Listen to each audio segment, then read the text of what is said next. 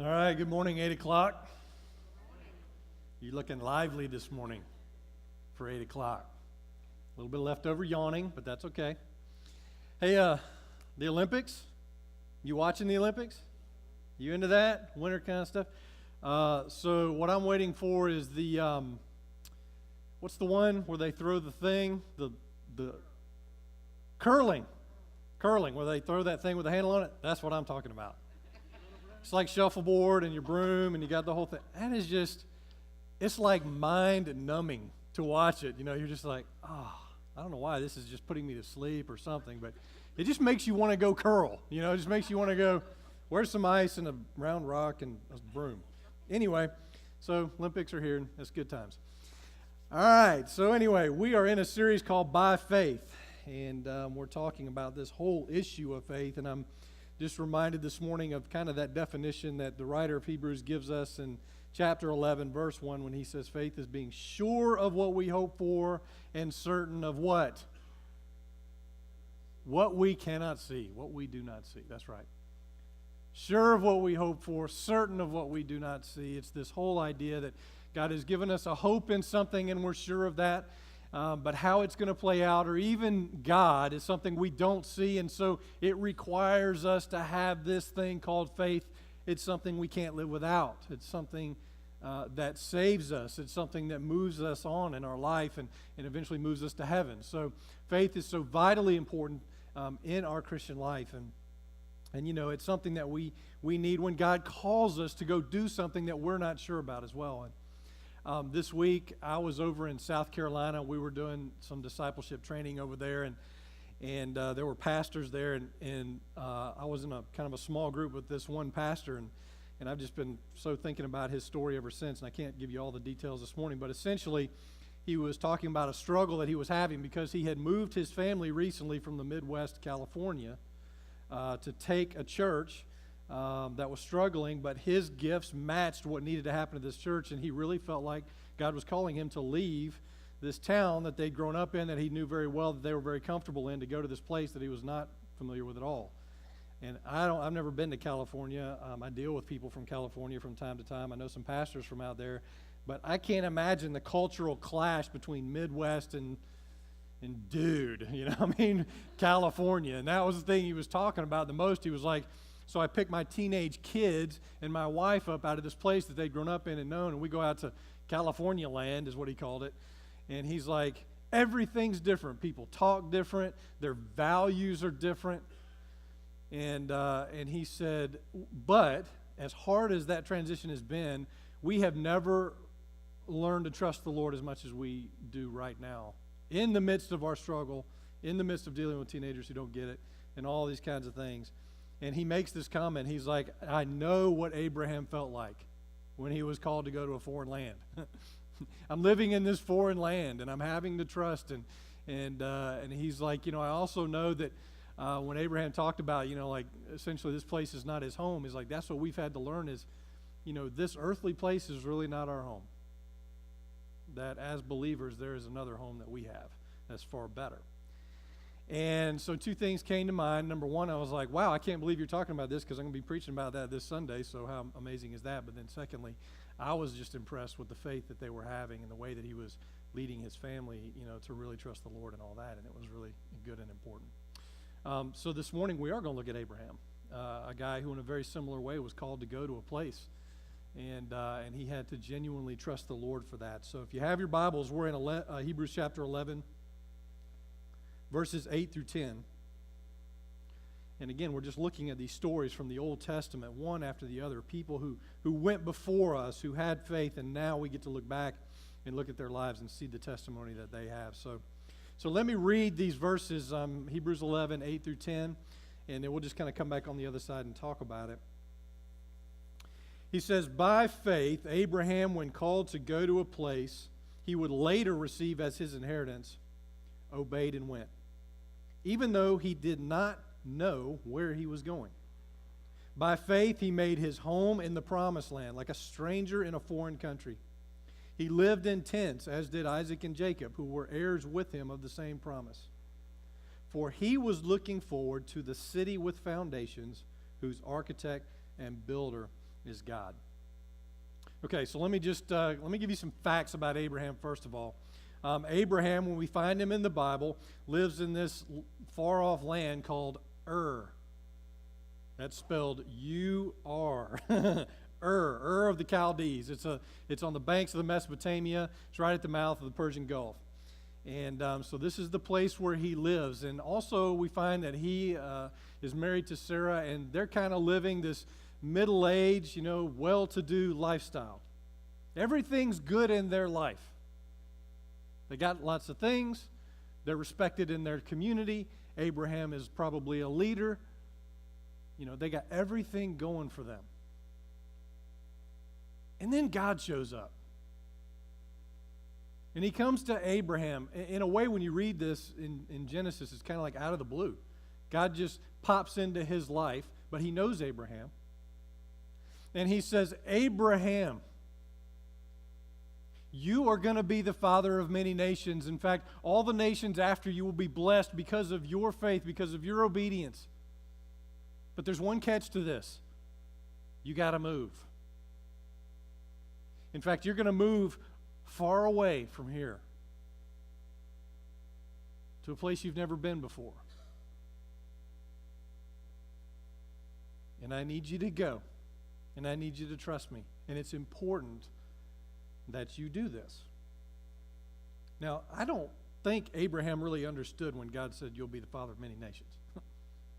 At that point, again, it's just like Noah being asked to build a giant boat because a flood's coming. I don't know what that means.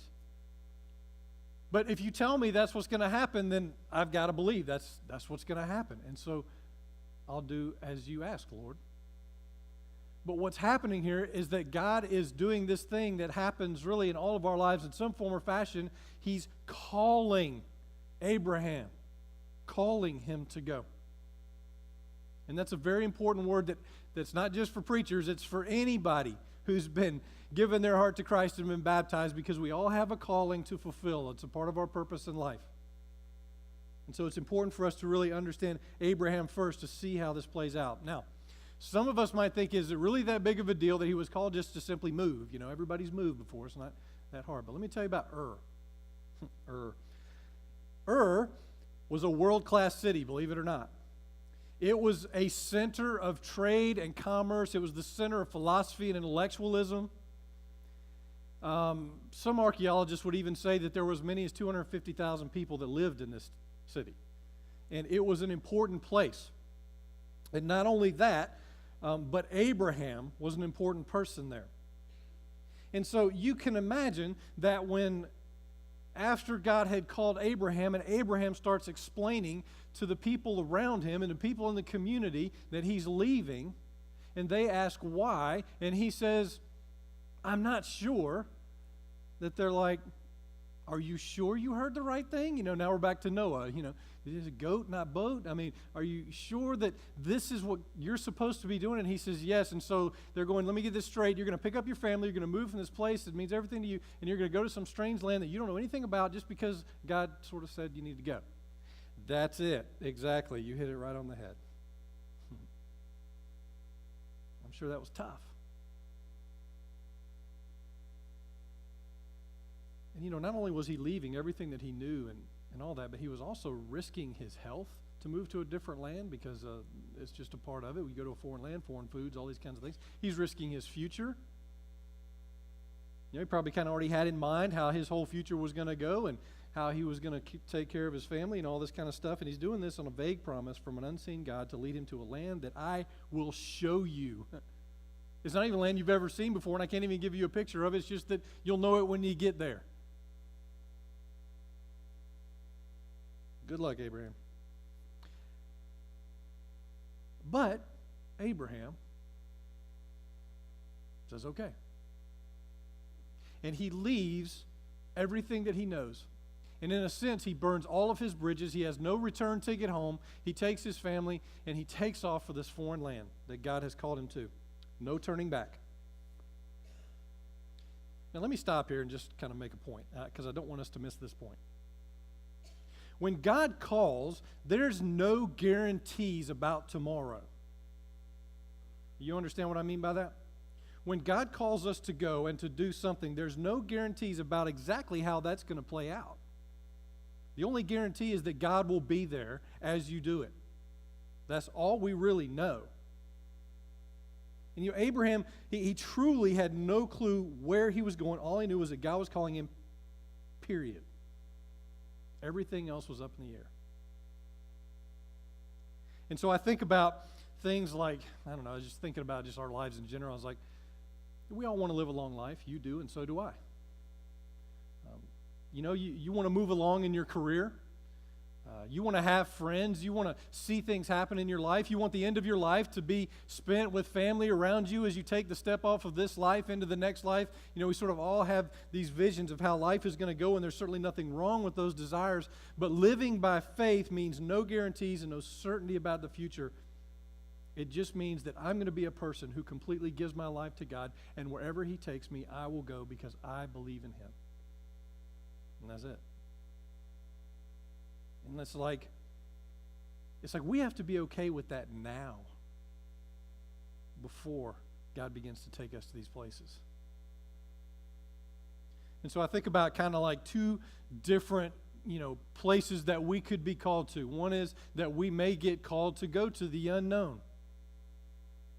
There may be some time when God says, I want you to go and do or go and move and go and live, and you won't know all that that's about.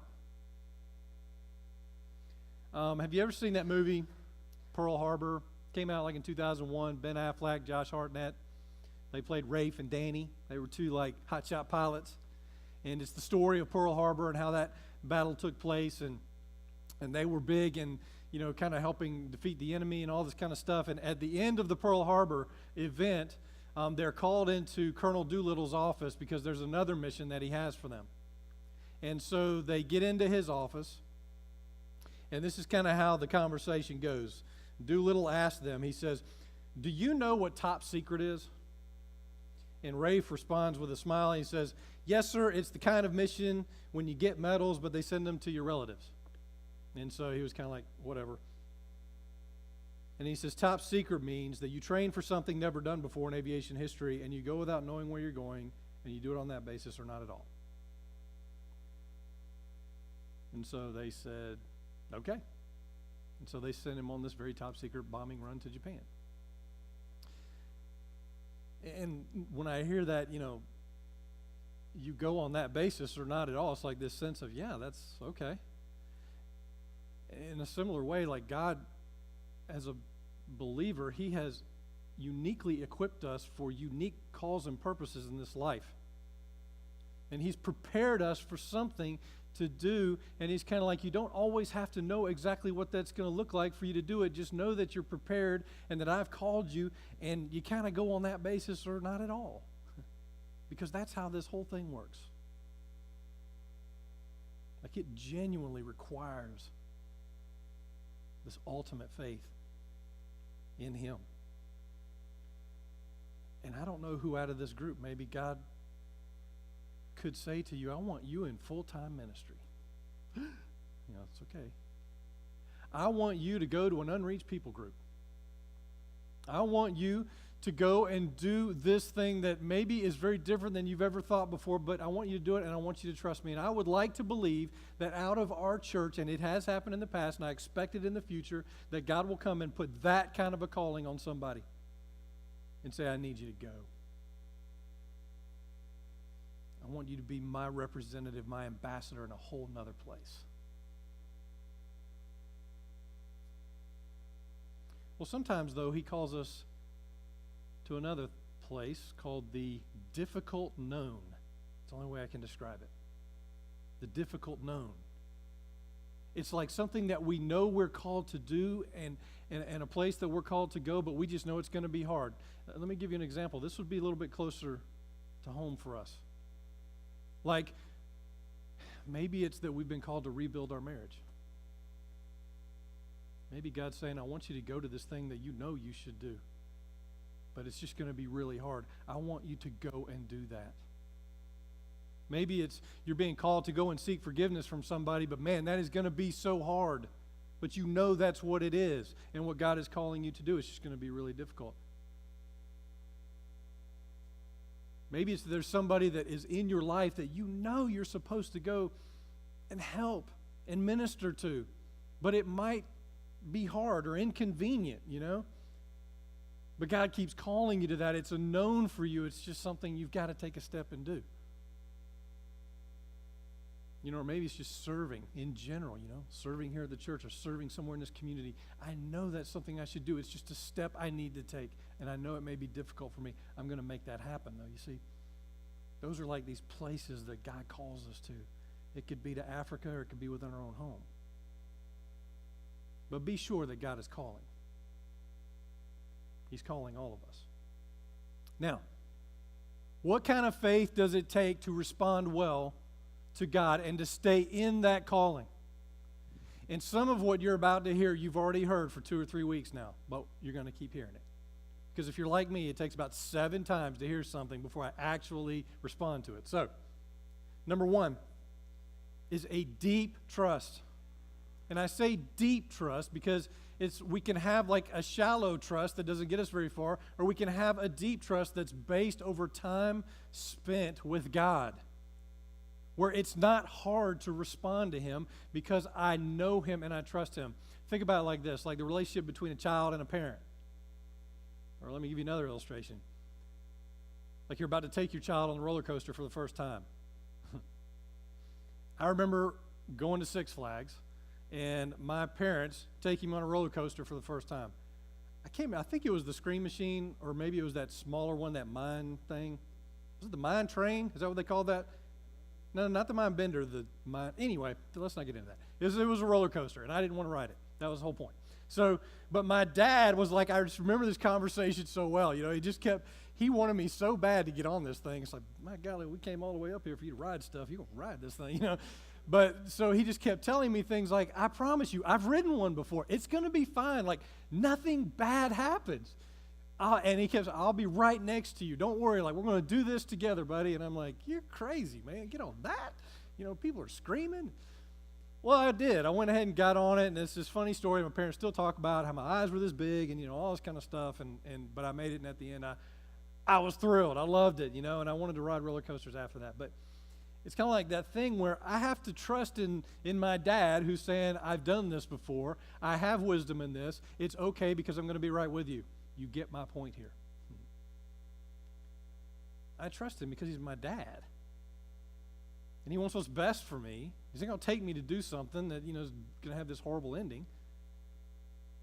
And so in the same way, I trust my Heavenly Father, and I say, Heavenly Father, I don't know what this looks like, and it's kind of scary actually, but because we have this relationship, and you're wiser than I, and you've been around this block a few more times than I have, okay, I'm going to do this. I'm going to do it. And there's a verse that comes along with this. For me personally, one that I live in a lot, and one that I've offered to so many people over time who are struggling to make a right decision, and I've offered it to you on Sunday mornings, but it's going to be the same one. Proverbs 3, 5, and 6. Many of you know this by heart. Trust in the Lord with how much of your heart? All your heart. Lean not on your own understanding. In all your ways submit to Him, and He will make your path straight. Trust in the Lord with every bit of the heart that you have. Forget about whatever you understand about it. Trust in His understanding. And He will make this path straight for you, as He did for Abraham and Noah and everybody else who's ever gone before us. Deep trust. The second thing is swift obedience. The kind of faith that we're talking about here with Abraham, it required in him swift obedience.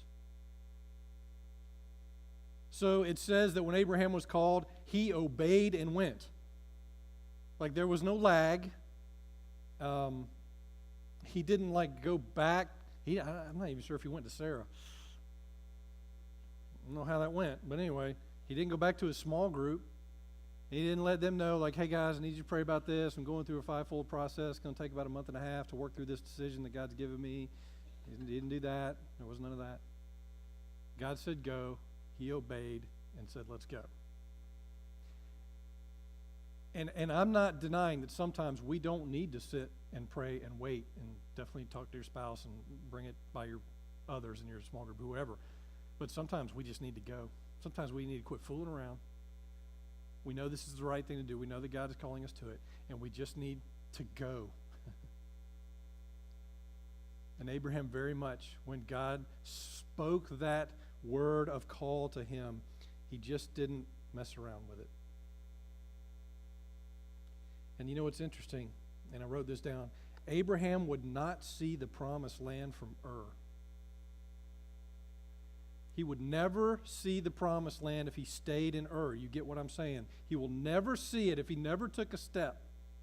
In fact, he would only see it as he began to walk toward it. In the walking, God would show him the promise. Now that's interesting to me. It's in the walking that God will show him the promise. Same thing for you and I in many cases. God's saying, you'll never see the promise if you stay. And you have the option. You can say no. I wouldn't want to say no to God, but if you did, you can say no, but you'll never see this promise I have for you. You need to start walking, and in the walking, I'll show you this promise. I'll show you how this is going to play out. Another thing this faith requires is real courage. Real courage. Help me out. What's the opposite of courage and faith? What's that other thing that we can have? Fear. Fear. Fear is the opposite of that. If we make decisions based on fear, then we don't do anything, do we? Fear is the enemy of faith. Fear, let me put it this way, fear is an illusion created by Satan to deter you from God's call. He always puts this illusion in front of you that says this is not going to work well, this is something you need to stay away from, or maybe that really wasn't God speaking to you. You know, all these kinds of doubts that he puts in your path to try to deter you and deflect you from what God is calling you to do. And it's something that just keeps us locked up, keeps us from taking that next right step, from doing that thing which he's asked us to do. I got a great story from somebody within our church, and I just want to share it with you. I asked her permission to share this. It's just a way that she kind of lived out this call of God in her life. But I won't share last names. I'll just share first names because it's not about the person. It's about what God is doing here. But her name is Audrey, and I'm just going to read the email to you, and you'll see how this works here. She says this, and she attends here at Hamilton Road. She said, I had a friend at work who desperately wanted to be a foster parent. She lives with her mother and is on a limited income. She went through all the classes. She was ready for final clearance to foster when they told her she was going to have to get a fence built into her carport because of her pool. She priced it out. She got rates from $800 to $1,500. She could not afford that and was in great distress. One day when we were talking, a story came into my mind about a little boy who received oven mitts in the Operation Shoebox. Turns out he worked for his parents' bakery and had burns on his hands from removing the bread without mitts.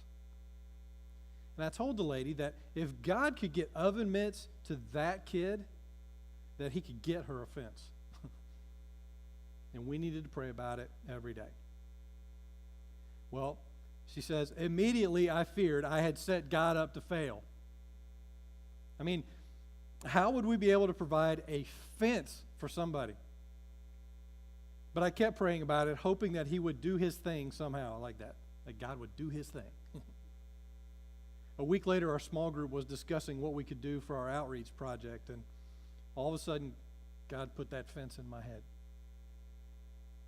And I blurted out the problem and asked if we would be interested in helping raise the money or something. And it's funny because before she sent me this email, she had told me also that this was like something she was concerned about doing, is throwing this into the small group and how would everybody react to that, or whatever.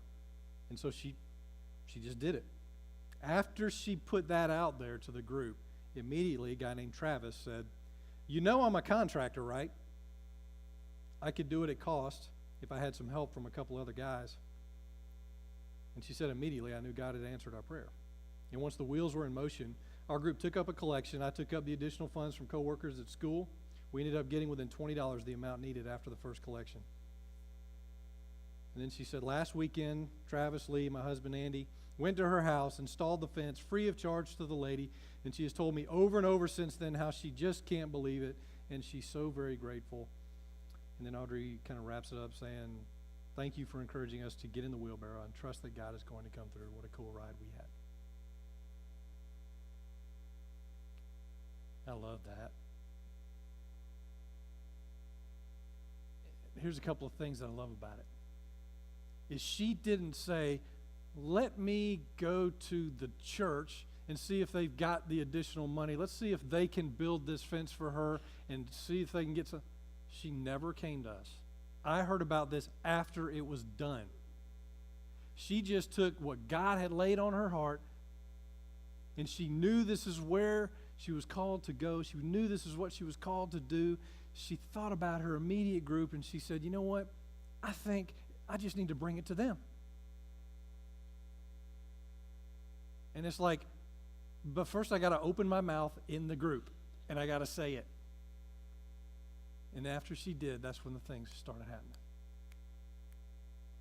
It's like she had to start walking in order to see this thing played out. And sometimes that just requires a little courage. In Joshua 1:9, God said to Joshua before he crossed the Jordan River and went into the promised land, he said, be strong and courageous. Do not be afraid. Do not be discouraged, for the Lord your God will be with you wherever you go. I'll be with you wherever you go. You can guarantee that. You may not know what it's all about, but I'll be with you. Okay, last thing. If there's one thing that we're learning from each of these people, is that they had perseverance. 100 years Noah built the boat, remember? That's called perseverance. A long time it took Abraham to wander around in this land, and you know in what he was living? What was he living in? What did it say? Tents. He was living in a Coleman. He and his family for a long time. And they basically traveled around this land as Bedouins or nomads. And you know what's interesting about that? If you go to Israel today and you go out into the rural part of Israel, there's still people living in tents. They're called Bedouins. After this whole thing of Abraham. But imagine how long it must have taken and how much he had to convince his family that this was God and that he was calling us to this. And get this, Abraham would never in this lifetime see the promise fulfilled. He would never see what it looked like to be the father of many nations. But he obeyed and he did it anyway. And it's like, sometimes we need to be okay with, what if I never see the fruit of this call that God has given me? It's okay. God will give you glimpses of it along the way, but you need to trust him for the ultimate result of what he's calling you to do. And it says, and I think this is really good, it says, for Abraham was looking forward to the city that has foundations, whose designer and builder is God. Does the tent have foundations? No. Does it require a designer and builder? No. He was probably telling his family, look, guys, I know we don't have a permanent home, and that's okay. But one day, there's this place. It's called heaven. It has permanent foundation. The designer and builder is the most incredible guy. Our home is not here. Our home is not on earth. Our home is there. And so anything here is not permanent and will go away. What we're looking forward to is there. I don't know if you like poetry, and I'm not the massive poetry fan, but I remember this one poem from Robert Frost, and it just kind of speaks to this when he said, nature's first green is gold, her hardest hue to hold, her early leaf's a flower, but only so an hour, then leaf subsides to leaf, so Eden sank to grief, so dawn goes down to day, nothing gold can stay. I'm like, man, how true is that? Like nothing gold can stay. Gold will go away. This earth will go away. If you choose to put all your hope and really make this your home, you'll be disappointed. Because it will not provide what you need. And it will not take you from here to there one day. And along this journey, it may get hard, and you may be going through something now that's really difficult, and it seems like it's taking a long time. But I would say, just like Abraham and Noah and everybody else, there's this thing called perseverance that will get you through. And as you persevere, God will meet you in it. And I'm going to leave you with these words from James chapter 1 when he said this, something that's so hard to do. Consider it pure joy, my brothers and sisters, whenever you face trials of many kinds, because you know that the testing of your faith produces perseverance. Let perseverance finish its work so that you may be mature and complete, not lacking anything. And I pray that for every single one of us here today. Let's pray.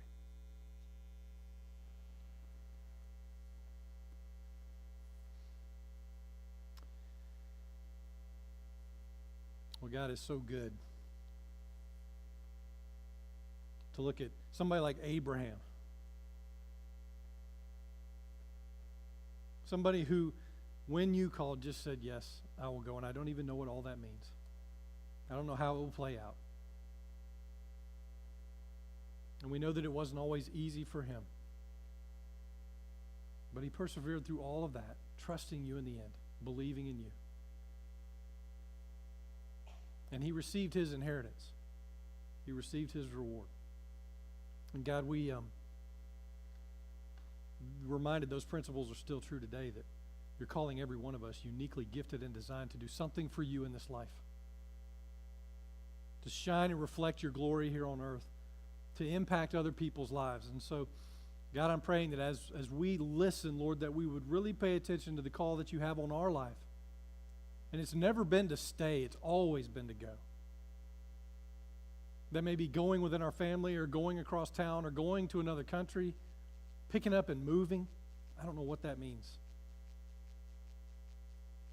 Lord, I pray that when you ask us to do that, we would have this deep trust and faith and courage built on a foundation of our relationship with you that allows us to say yes and to be obedient and go.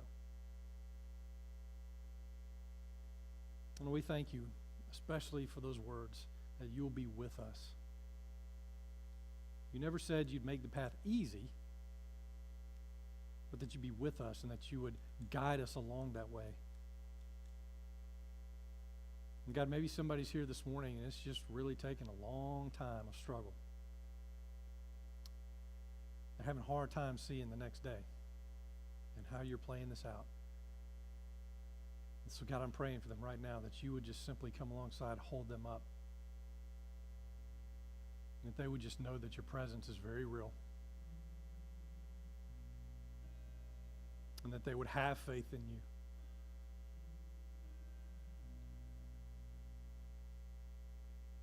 So, God, we are grateful this morning that you've not only given us a vision, but you've given us a way to accomplish that. Help us just to own the gifts that we have, the uniqueness that we have, and live into that to fulfill your purpose here. So, God, this morning we just we worship you, we honor you, and we just say that we love you. In Jesus' name, amen.